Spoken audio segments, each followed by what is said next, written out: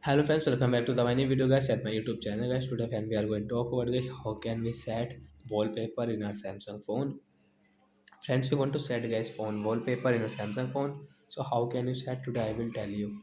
So friends, how can you set wallpaper guys? Today I will show you guys.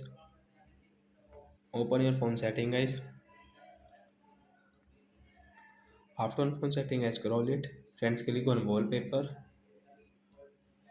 So friends, we will click on my wallpaper. So which wallpaper guys do you like for your phone? So when we will set from here guys, we will apply from here. Home and lock screen guys, tap here. Set lock and home screen.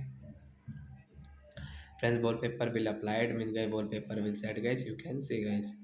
So once you can see guys your home screen, once you can see lock screen, wallpaper will set in our Samsung phone. So that's it guys. Thanks for watching the video. I hope friends you have understood how to set wallpaper in Samsung phone.